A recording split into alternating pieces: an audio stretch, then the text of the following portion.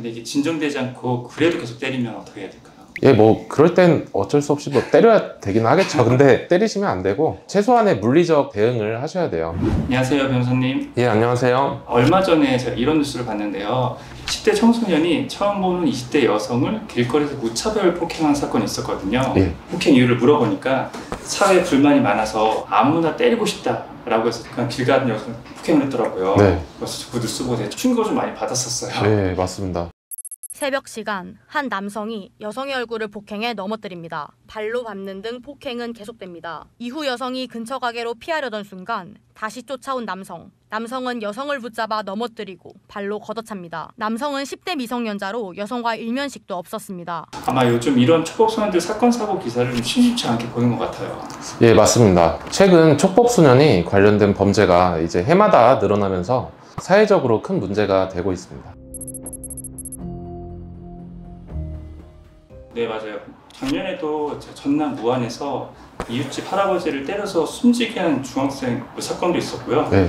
또 강원도 한 편의점에서 술을 안 판다고 점주를 폭행해 실명 위험까지 간 사건도 있었더라고요. 네. 특히 편의점 사건의 중학생의 경우는 자신이 촉법소년이라면서 나를 때려보라고 도발까지 하면서 점주를 폭행했다고 하는데 네. 그런 것들 보면 좀 화가 나더라고요. 보면. 아, 저도 그 기사로 봤는데 진짜 충격이더라고요. 근데 촉법소년 같은 경우에는 이제 14세 미만을 말하는데 방금 피디님께서 말씀해주신 중학생들은 이미 만 14세를 넘어가지고 법적으로는 촉법소년에는 해당하지 않아요. 그리고 무한 사건의 경우에는 가해 중학생이 폭행치사 혐의로 불구속 입건된 상태에서 현재도 일상생활을 하고 있다고 해가지고 참 논란이 되고 있습니다.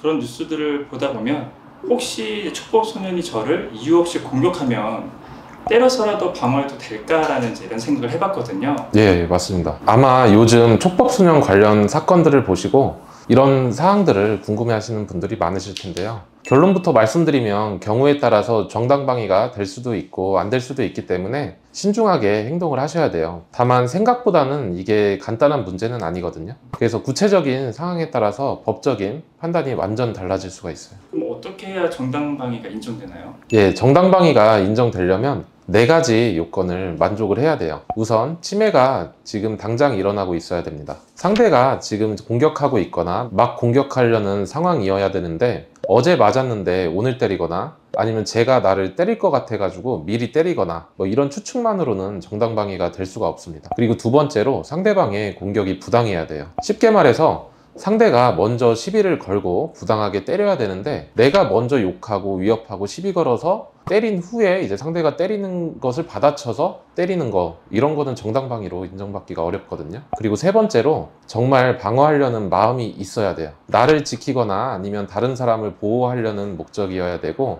화가 나니까 나도 한 대 때려줘야겠다 이런 마음으로 때리시면 안 돼요. 그리고 마지막으로 무엇보다 내 대응이 적절해야 된다는 거예요. 상대가 주먹으로 한 대 때렸다고 해서 칼 들고 달려들거나 아니면 심하게 상대방을 다치게 하면 이건 정당방위가 아니라 과잉방위로 그 해당 형법에 의해서 처벌을 받게 될 수 있습니다.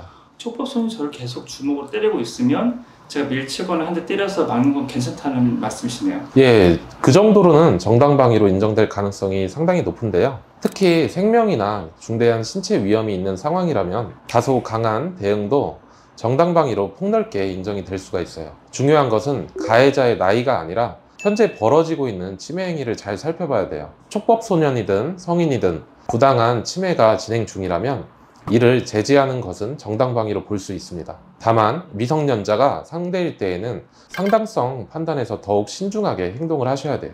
만약에 촉법소년이 한 명이 아니라 집단으로 공격하는 경우도 있잖아요. 예. 그럼 그럴 경우는 진짜 생명의 위험을 느낄 수도 있는데 이럴 경우에는 좀 정당방위가 좀 폭넓게 인정되나요? 예, 그렇습니다. 집단 폭행 상황이라면 정당방위가 인정될 가능성이 굉장히 높아집니다. 왜냐하면 수적으로 이제 열세에 있기도 하고 그리고 도망치거나 도움을 요청할 여건이 안 되는 경우가 많잖아요. 그래서 그 상황에서는 즉각적인 자기 방어가 꼭 필요하다고 볼 수 있고, 그리고 예를 들어서 혼자 있는 상황에서 여러 명이 둘러싸서 주먹질이나 발길질을 가하고 있다면 이건 생명 신체에도 굉장히 위험한 요소로 작용을 할 수가 있겠죠. 이럴 때는 상대적으로 강한 수준의 반격도 정당방위로 인정될 수 있다고 볼 수 있습니다. 그리고 정당방위가 인정되기 위해서는 몇 가지 꼭 기억하셔야 될 점이 있는데요. 우선 상황이 아무리 급박하더라도 법적으로 인정받으려면 증거가 굉장히 중요합니다. CCTV 목격자 진술, 주변 영상 등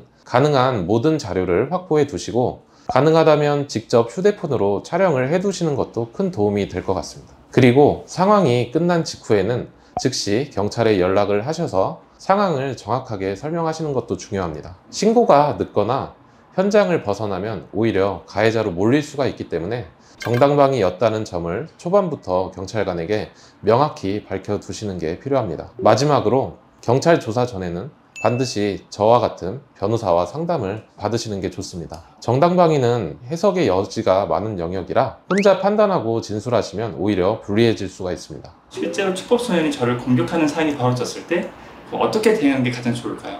예, 실제 상황에서는 단계적으로 대응을 하시는 게 가장 중요한데요. 우선 가능하면 자리를 피하시고 바로 112에 신고를 하시는 게 좋습니다. 아니면 경찰에 신고 좀 해주세요 라고 외치면 주변 사람들의 시선을 끌 수 있어서 그 자체만으로도 상황이 진정되는 경우가 많습니다. 근데 이게 진정되지 않고 그래도 계속 때리면 어떻게 해야 될까요? 예, 그럴 땐 어쩔 수 없이 때려야 되긴 하겠죠. 근데 때리시면 안 되고 최소한의 물리적 대응을 하셔야 돼요. 그런데 이런 경우에도 정말 생명이 위험하거나 심각한 부상이 우려될 때에만 가능하다는 게 이제 법적인 이론이에요.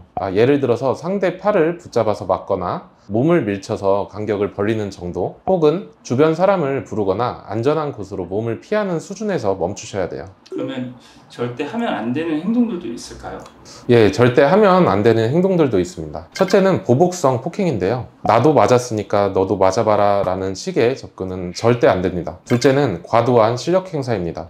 상대가 주먹으로 때렸다고 흉기를 사용하거나 심하게 다치게 하면 과잉방위가 될 수가 있거든요. 셋째는 상황 종료 후 추가 폭행인데요. 상대가 도망가거나 항복을 했는데 쫓아가서 상대방을 더 때리면 정당방위가 아니라 폭행으로 처벌되겠죠. 제가 말씀드린 행동 중에 하나라도 해당되면 오히려 내가 가해자가 될 수 있다는 점을 꼭 기억하셔야 합니다. 네, 이야기를 듣다 보니까 정당방위라는 게 생각보다 쉬운 문제는 아니네요. 예, 맞습니다. 우리나라에서 워낙에 정당방위가 인정되는 경우가 드문데요. 단순히 내가 맞았으니까 나도 때렸다는 식으로 접근을 하시면 오히려 피해자이신데 가해자가 될 수도 있는 게 현실이에요. 특히 상대가 미성년자일 때에는 더욱 신중하셔야 되는데요. 사회적으로는 어린아이를 때렸다는 비난을 피할 수가 없고 법적으로도 상당성 판단에서 더 엄격한 기준이 적용될 수가 있습니다. 그리고 솔직히 이런 촉법소년 문제는 이런 피해가 반복되지 않도록 제도 자체를 좀 바꿀 필요도 있어 보이거든요. 예, 실제로 그런 목소리가 많이 나오고 있는데요. 저 역시도 그 문제에 대해서는 이제 동감을 하고 있습니다. 그래서 현재 촉법소년 연령을 만 14세에서 13세로 낮추자는 개정안도 논의되고 있습니다. 2022년 12월에 법무부가 이 내용을 담은 법안을 발의했는데요. 처벌 강화가 목적이라기보다는 실제 피해자도 법의 보호를 받을 수 있도록 제도를 개선하자는 취지가 큰 것 같습니다. 물론 대법원이나 국가인권위원회는 이게 근본적인 해결책이 되지 않는다라면서 반대 의견을 내기도 해서 이게 실제로 통과될지는 조금 더 지켜봐야 되는 상황입니다. 그럼 변호사님, 마지막으로 시청자분들께 당부하고 싶은 말씀 있으실까요? 네, 무엇보다 여러분들의 안전이 가장 중요하다고 생각합니다. 위험한 상황에서는 너무 무리하지 마시고 우선 도망가셔서 신고부터 하시는 게 가장 좋은 것 같습니다. 그리고 정당방위를 해야 될 상황이라면 항상 필요 최소한의 원칙을 꼭 기억해 주셔야 돼요. 그걸 잘 알고 계셔야 여러분들께서도 법의 테두리 안에서 여러분들 스스로를 지킬 수가 있습니다. 혹시 영상 보시면서 궁금한 법률 이야기가 있으셨다면 댓글로 남겨주세요. 제가 직접 답변 드리겠습니다. 오늘도 시청해 주셔서 감사합니다.